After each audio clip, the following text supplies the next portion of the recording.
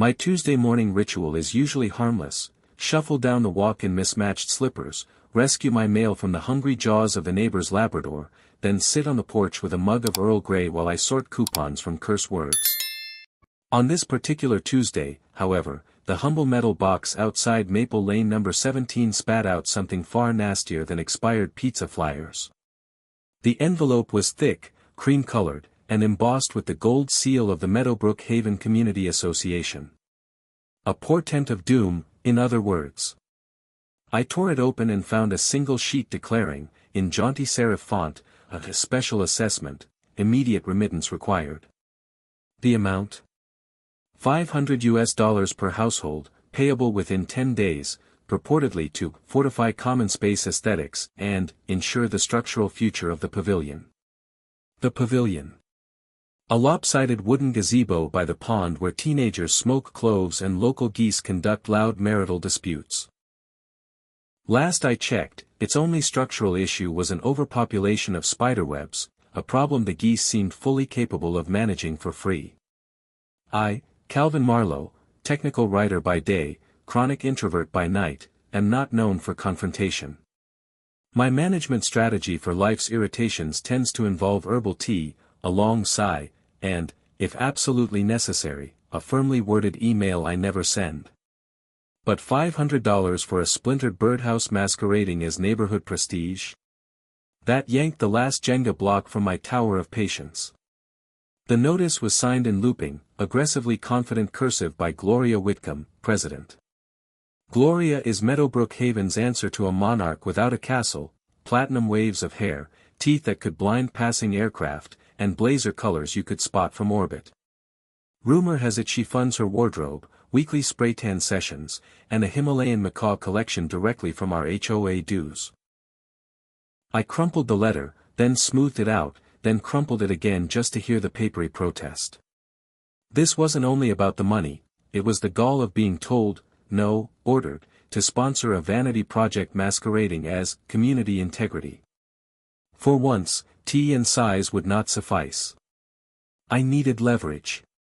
And leverage, I suspected, could be found not in my living room but in the dusty bowels of county bureaucracy. A glimmer of half-remembered family lore surfaced: a great-uncle who purchased farmland long before Meadowbrook sprouted its cookie-cutter cottages. If that rumor held any truth, the land deed might still bear my family's name, possibly including the pond, the walking path, and Gloria's precious pavilion.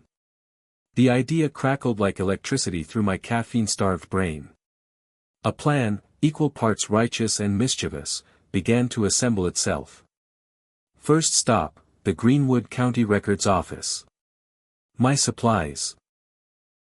A thermos of strong coffee, a notebook, and the simmering satisfaction of imagining Gloria's face when she learned she'd tried to invoice the actual landowner. I stepped back inside, swapped slippers for sneakers, and told my housemate Cat, Perseus, to guard the fort. He blinked once, unimpressed. No matter. By evening, I intended to return with paperwork capable of shaking Meadowbrook Haven to its manicured core. The Greenwood County Records Office resembles a film set abandoned since the 1970s, fluorescent tubes flicker overhead, dust motes drift like lazy snow, and the scent of decaying paper hangs thicker than cologne in a discount department store. A clerk named Patricia, who spoke in sighs and seemed personally offended by sunshine, directed me toward microfilm reels labeled Subdivision Conversions, 1920 to 1950. I cranked through spool after spool, eyes watering as property lines flickered past in ghostly negative. Hours vanished. I found plats filed under names I'd only heard at Thanksgiving: Marlowe, Hawthorne, Keating, each sold piecemeal to development firms in the late 80s. My hope wavered, maybe the old family rumor was just that. Then, buried in a 1934 ledger, I struck gold. Parcel 14A Common, 15 acres described as pond, footpaths, gazebo, was deeded from my great-grandfather Silas Marlowe to himself as trustee for progeny in perpetuity. No subsequent conveyance, no quitclaim, nothing. It had never left the family. Patricia peered over the counter at my sudden cackle of victory. "Need a copy?" she asked, though it sounded more like, "Please leave before you scare the microfilm." I ordered certified duplicates, one for me, one for my lawyer friend Ravi Desai, who delights in HOA skirmishes the way some folks enjoy Sudoku. By dusk I was at Ravi's dining table, parchment spread between steaming samosas. He adjusted his glasses, scanned the deed, and grinned. "Gloria's standing on your grass," he said. "And charging you rent for it." We plotted. Step 1, file an affidavit of ownership with the county recorder first thing Friday. Step 2, draft a cease and desist letter to the HOA, suspending all assessments pending proof of legitimate land title. Step 3, Ravi's favorite, prepare a motion to dissolve the association if they ignored steps 1 and 2. But I hungered for something less procedural, more theatrical. "I want everyone in Meadowbrook to learn the news at once," I said. "Preferably while Gloria's mid-speech about ornamental shrubbery." Ravi tapped the table. "That would be the quarterly budget meeting next Wednesday." "Perfect." He spent the next 2 days assembling a binder thick enough to stun a moose, deed, maps, tax ledgers showing Gloria had unknowingly been paying property tax on land she didn't own, a delightful bonus. Meanwhile I printed flyers, special assessment. Let's talk land ownership, meeting night. I taped them to mailboxes before dawn, including Gloria's, taking childish pleasure in the thought of her choking on kale juice when she spotted the teaser. Wednesday arrived. I donned my most innocent cardigan, tucked the binder under one arm, and strolled to the clubhouse, an architectural homage to dentist waiting rooms. Inside, folding chairs held half the subdivision. Gloria stood at the podium, coral pink suit blazing beneath fluorescent lights, extolling the pavilion's historic charm. Behind her, a flimsy poster displayed budget numbers that looked suspiciously like guesswork. I waited until she segued to the urgent need for our $500 surge. Clearing my throat, I raised a hand. "Madam President, may a homeowner pose a question?" She offered a rehearsed smile. "Of course, Mr. Marlowe. Calvin. Parcel owner." I walked forward, binder in hand. Actually, landowner might be the correct term.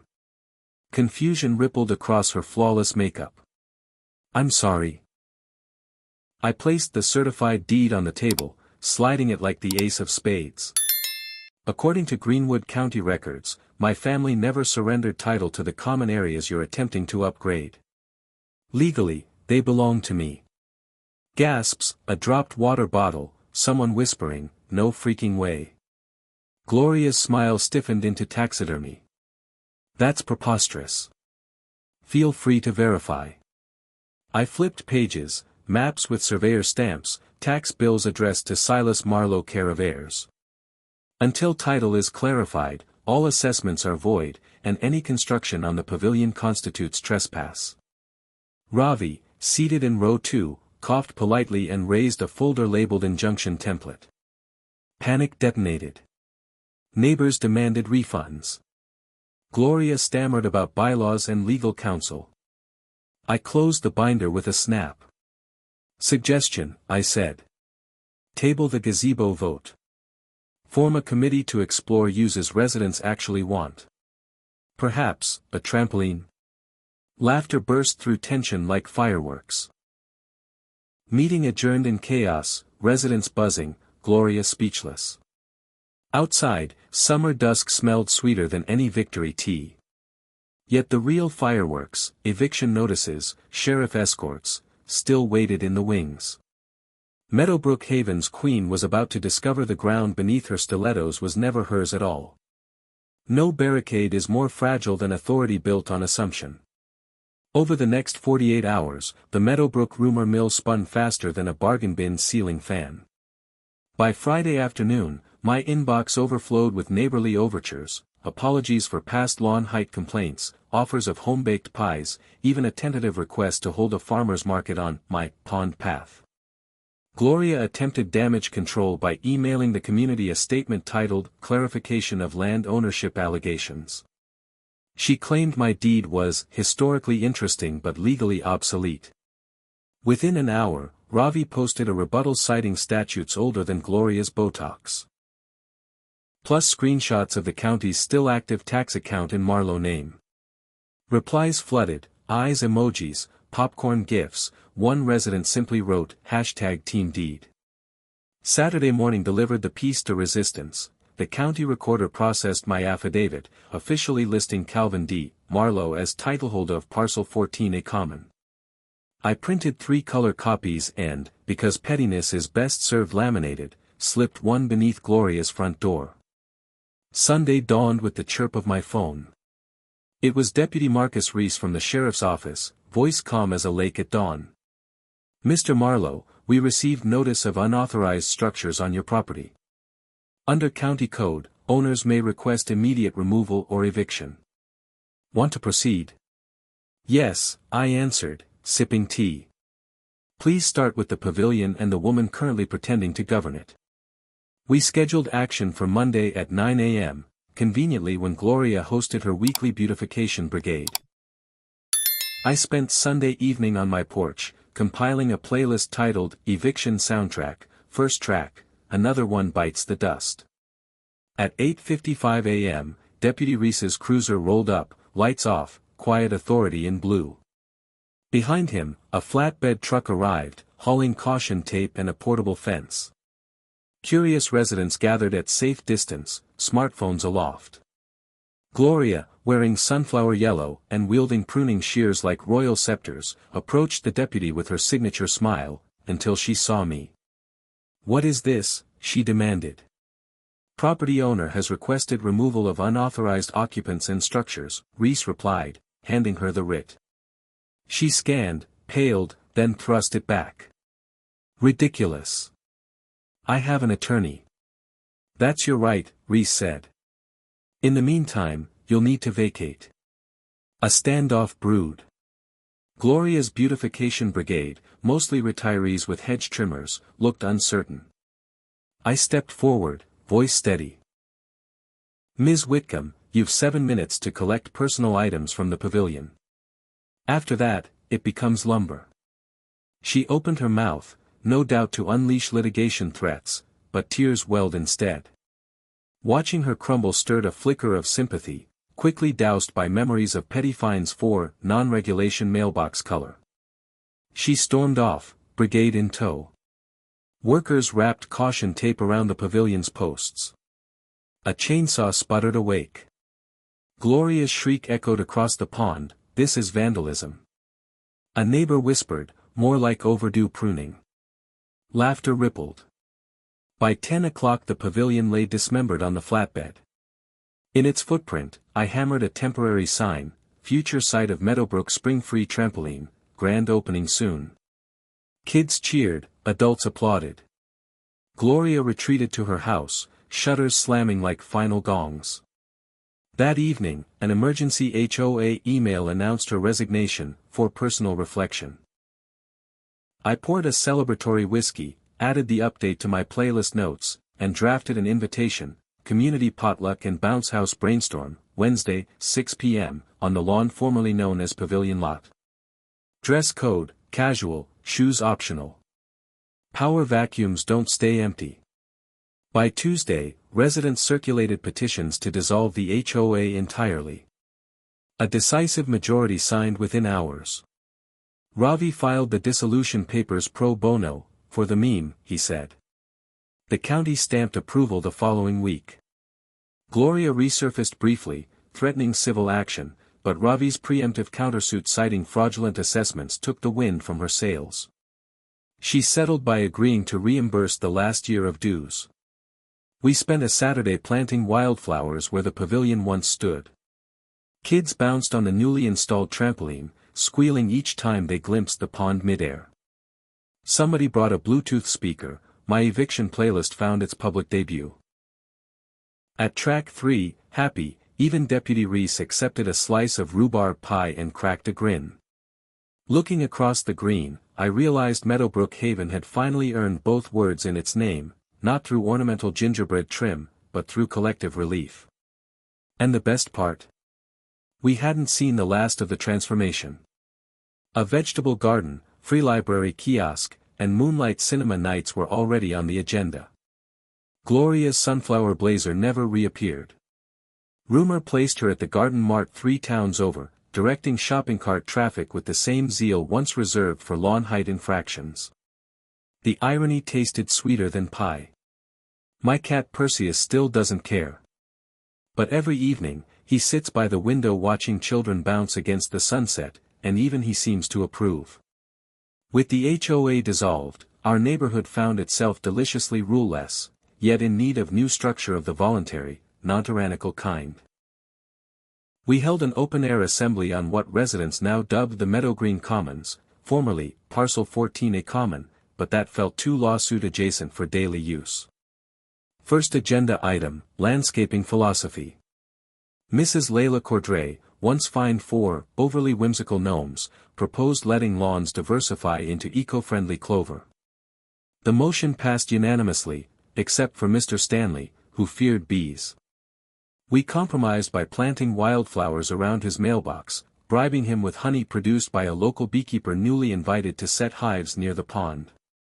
Second item, use of my ownership leverage. Several neighbors insisted I sign the property over to a cooperative trust to prevent any future Calvin tyranny. I agreed in principle, drafting a covenant granting perpetual public use, provided no one ever attempted to reinstate mandatory shrub height audits. Cheers erupted. Ravi notarized documents on a folding table beside the lemonade stand. Third item, memorializing the saga. Suggestions ranged from commissioning a mural of the demolished pavilion to erecting a bronze bust of Perseus, the indifferent cat who guarded our freedom. We settled on a mosaic path depicting the word bounce in colorful tiles, winding from the street to the trampoline, symbolic, inexpensive, cat neutral. As weeks rolled into early autumn, Meadowgreen Commons bloomed, literally. Sunflowers towered where the gazebo once cast its square shadow, tomato vines curled along repurposed fence posts. Children organized impromptu soccer games, their laughter drowning the drone of traffic on distant Route 42. One afternoon while trimming basil, I noticed Gloria's old acolyte Janet Pruitt hovering at the curb. She approached, eyes downcast, and offered a small box. Inside lay delicate gingerbread trim, salvaged before demolition. "Thought you might want a souvenir," she murmured. I smiled. "Why not attach it to the free library kiosk?" She blinked, then smiled back, genuinely, I think. For the first time since the coup, small reconciliations grew like seedlings. There were hiccups, of course. Someone's chicken coop escaped municipal notice and prompted a rooster showdown at dawn. Mr. Stanley launched a petition titled, "Save Our Sleep." We brokered peace by relocating the coop to the far end of the commons and gifting Stanley sound-dampening curtains. Community Problem Solving 1.0. Meanwhile, I received a certified letter from Gloria's attorney threatening defamation action over public humiliation leading to emotional distress. Ravi penned a reply so dripping with legal precedent it could have re-inked the printer. Gloria's own false assessments, tax misuse, and unauthorized property control dwarfed any claim of slander. The silence that followed was blissful. One breezy Saturday, a white sedan pulled up, out stepped Gloria, no sunflower blazer, just jeans and a neutral cardigan. She walked to the trampoline edge, watched neighborhood kids bounce, and cleared her throat. Parents quieted, spring squeaked. "I owe all of you an apology," she began, voice thin. "I let control replace community. Anne. Calvin, I'm sorry for doubting your claim." I nodded. Apology accepted. Want to jump? A ripple of laughter. Gloria smiled weakly and shook her head. But she stayed, chatting with Mrs. Cordray about wildflowers. Progress. That evening, Perseus claimed Gloria's apology box as a throne. Symbolic, perhaps, former queen's relic repurposed for a cat.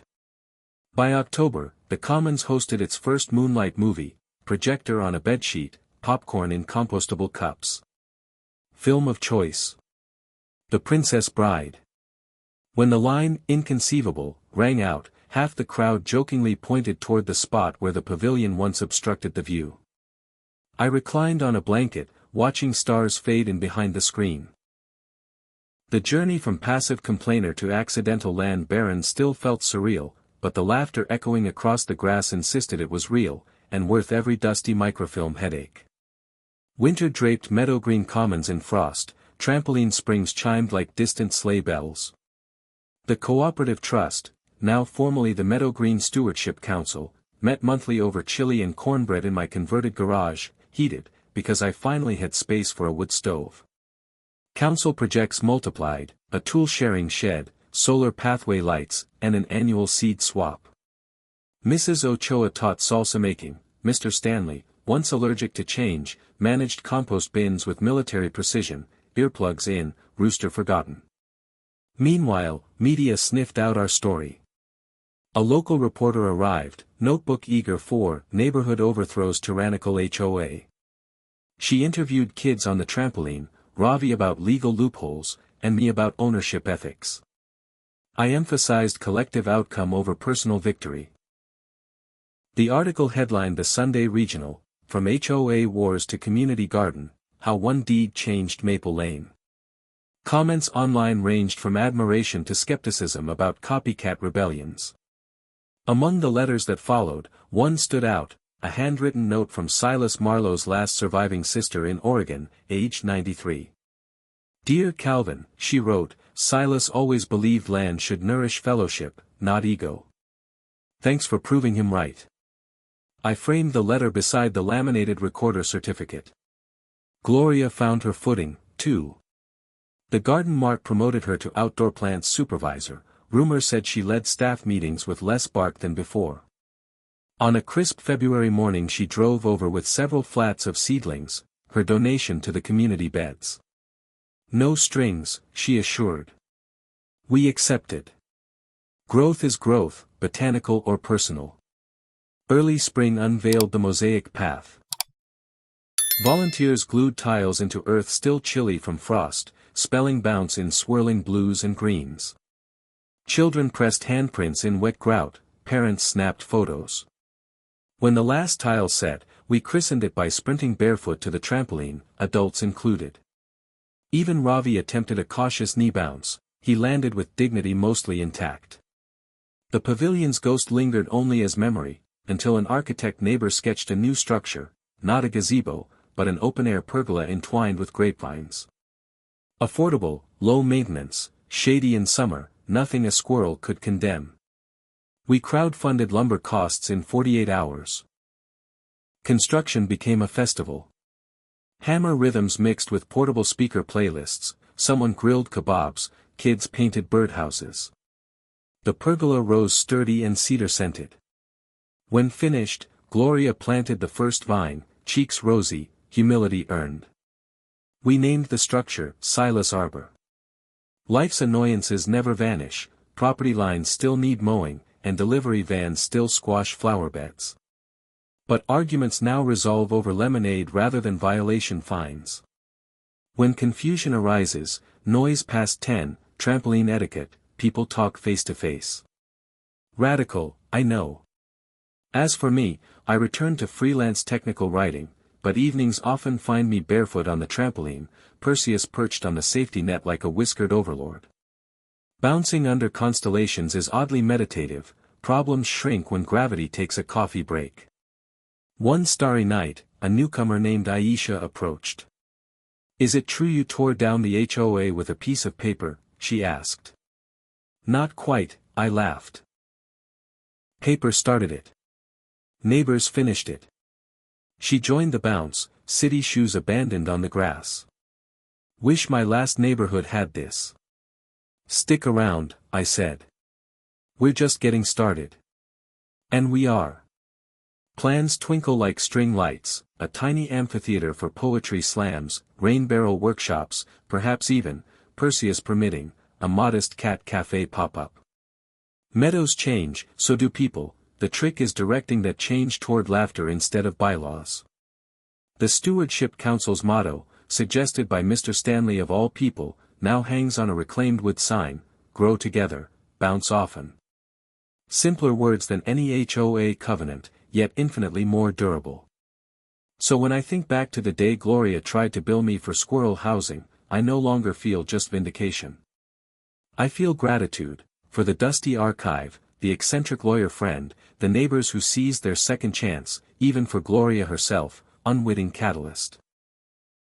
Without that misused notice, Meadow Green might still be manicured but mute. Instead, on warm evenings, children's shrieks of delight rise from the trampoline, fireflies swirl above wildflowers, and guitars strum beneath Silas Arbor. That, I believe, is what harmony actually sounds like. And it cost a lot less than gingerbread trim.